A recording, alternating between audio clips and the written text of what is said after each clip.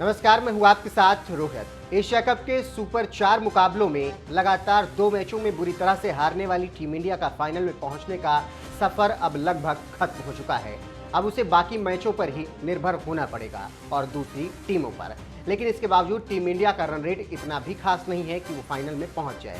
यही वजह है कि पहले पाकिस्तान और फिर श्रीलंका से मिली लगातार हार के बाद लोग इसे बर्दाश्त नहीं कर पा रहे हैं। तभी तो एक तरफ जहां फैंस लगातार टीम इंडिया को कोस रहे हैं, तो वहीं दूसरी तरफ रॉबिन उथप्पा जैसे सीनियर खिलाड़ी भी टीम सिलेक्शन से लेकर रोहित शर्मा की कप्तानी तक पर सवाल उठा रहे हैं।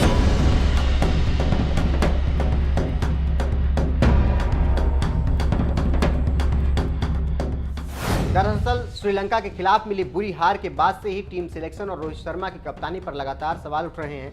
रविंद्र जडेजा के रिप्लेसमेंट के तौर पर दीपक हुडा को टीम में जगह दी गई, लेकिन उनसे गेंदबाजी ही नहीं कराई गई। और ऋषभ पंत, जिनसे बीच के ओवरों में धुआंधार पारी की उम्मीद जताई जाती है, वो लगातार खराब प्रदर्शन कर रहे हैं।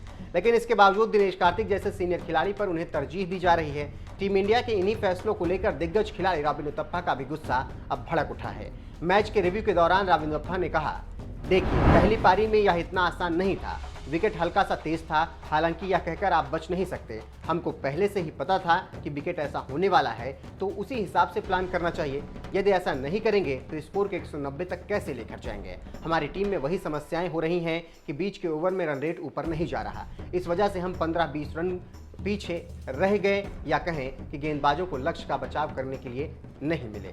श्रीलंका के खिलाफ मैच से पहले दिनेश कार्तिक को बतौर फिनिशर टीम में रखने की सलाह देने वाले रॉबिन उथप्पा ने ऋषभ पंत की भूमिका पर भी सवाल उठाए। उन्होंने कहा, आपने रविंद्र जडेजा की जगह दीपक हुडा को रखा, लेकिन जब आप हुडा से गेंदबाजी नहीं करा रहे हैं तो उन्हें प्लेइंग 11 में रखा ही क्यों? मैं एशिया कप शुरू होने के पहले से बोल रहा हूं कि फिनिशर को फिनिशर की पोजीशन में ही खिलाना चाहिए। दीपक हुडा फिनिशर नहीं है, अब तक उनका फिनिशर का रूप परिपक्व नहीं हुआ। उनको खेलने समझने में अभी समय लगेगा, तो उनको फिनिशर के रूप में खिलाना मुझे सही नहीं लगा। टीम इंडिया के बल्लेबाज रॉबिन उथप्पा ने ऋषभ पंत की बजाय हार्दिक पांड्या और दिनेश कार्तिक को बेहतर फिनिशर बताते हुए कहा, मुझे लगता है कि आपको नंबर 7 पर फिनिशर के तौर पर दिनेश कार्तिक को खिलाना चाहिए। वो हाल के इंडिया का सबसे बेस्ट फिनिशर हैं। दिनेश और हार्दिक फिनिशर का रोल निभाएं। आपने अगर यह फैसला कर ही लिया है कि ऋषभ को खिलाना ही है, तो आप उसे 5 नंबर पर खिला सकते हैं, क्योंकि वो बाएं हाथ का बल्लेबाज है। हालांकि मुझे नहीं लगता कि वो उसकी बेस्ट पोजीशन है। मुझे लगता है कि ऋषभ पंत T20 में टॉप 4 का बल्लेबाज है। रॉबिन उथप्पा ने ऋषभ पंत को नंबर 4 पर खिलाने की बात की, लेकिन आपको बता दें कि नंबर 4 पर जगह बनाना ऋषभ पंत के लिए थोड़ा मुश्किल है, क्योंकि रोहित शर्मा और केएल राहुल जहां ओपनिंग करते हैं, जबकि तीसरे नंबर पर विराट कोहली आते हैं और चौथे नंबर पर फिलहाल सूर्य कुमार यादव ने अपनी जगह पक्की कर रखी है। ऐसे में ऋषभ पंत के लिए 5वें नंबर पर ही जगह बनती हुई दिख रही है। लेकिन रॉबिन उथप्पा मानते हैं कि ये पंत के लिए बेस्ट पोजीशन नहीं है, इसीलिए उन्होंने कहा, टॉप 4 में ऋषभ की जगह नहीं बन रही है तो उसको नंबर 5 पर नहीं खिलाना चाहिए, उसको थोड़ा वेट कराना चाहिए। उनकी प्लेइंग 11 में जगह नहीं बनती थी, क्योंकि वो जिधर एक्सेल करता है उधर खिलाना चाहिए। मुझे लगता है कि आप अगर हुडा को नंबर 5 पर खिलाओ, या अक्षर पटेल को लाओ, या हार्दिक को नंबर 5 पर खिलाओ, तो दिनेश कार्तिक को नंबर 6 पर खिलाओ और अक्षर को 7 पर खिलाओ। इससे आपके पास 6 गेंदबाज भी हो जाते हैं और बल्लेबाजी भी मजबूत हो जाती है। सभी एक प्रॉपर पोजीशन में हैं। टीम इंडिया के बल्लेबाज चेतेश्वर पुजारा के साथ पोस्ट मैच रिव्यू कर रहे रॉबिन उथप्पा ने इन तमाम सवालों को उठाते हुए बता दिया कि एशिया कप में टीम सिलेक्शन और कप्तानी में कहां चूक हुई, जिससे अब डिफेंडिंग चैंपियन टीम इंडिया पर एशिया कप से बाहर होने का खतरा बहुत ज़्यादा मंडराने लगा है। श्रीलंका और पाकिस्तान जैसी टीमों के आगे जिस तरह से टीम इंडिया ने प्रदर्शन किया, उसे देखकर तो अब फैंस तंज मारने लगे हैं कि अफगानिस्तान की टीम भी इंडिया को हरा देगी, क्योंकि उसके पास भी विश्व स्तरीय गेंदबाजी है और बल्लेबाजों की उनके पास भरमार है। ऐसे में 8 सितंबर को अफगानिस्तान के खिलाफ मुकाबला भारत के लिए आसान होने वाला नहीं है। बहरहाल रॉबिन उथप्पा ने जिस तरह से टीम इंडिया की हार का विश्लेषण किया, उनकी बातों से आप कहां तक सहमत हैं, अपनी राय कमेंट कर हमें जरूर बताएं। साथ ही हार के बाद कप्तान रोहित शर्मा ने अपने बयान में क्या कुछ कहा है, आइए आपको सुनाते हैं।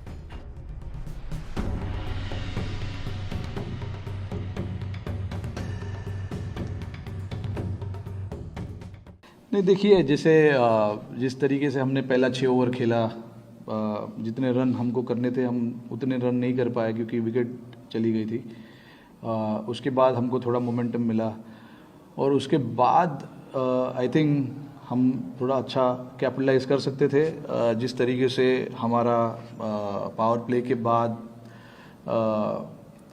बाकी के आई थिंक 7 या 8 ओवर जो हमने खेले थे, from over number 7 to over number 12 और 13, हम ठीक तरीके से गेम क्लोज नहीं कर पाए हमारे बैटिंग को लेकर, बट ये सारी चीज़ें होती है। आई मीन हम कल ही टीम मीटिंग में ये इस चीज़ के बारे में बात कर रहे थे कि हमने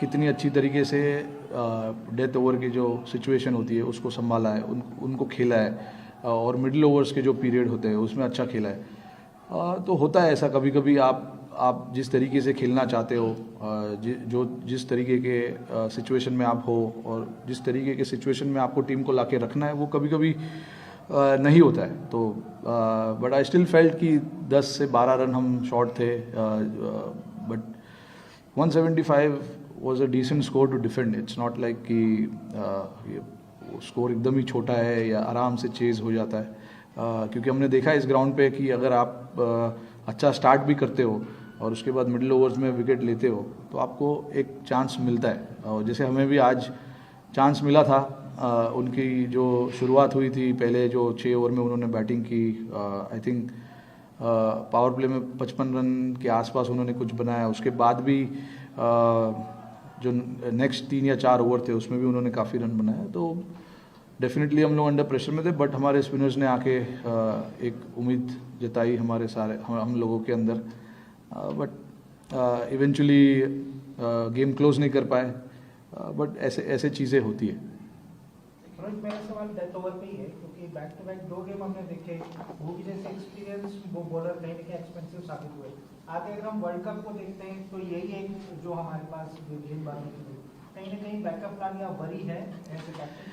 नहीं यार, वरी नहीं है। 2 मैच आप हार जाते हो उसके बाद वरी और ये सब नहीं होता है यार। हमारे ड्रेसिंग रूम में ऐसी बातें नहीं होती है, क्योंकि हम इतने मैचेस वर्ल्ड कप के बाद से खेले हैं और इतने मैचेस हमने जीते हैं। ये 2 मैच हम लगातार हारे, तो आई डोंट थिंक कि वरी की कोई बात है।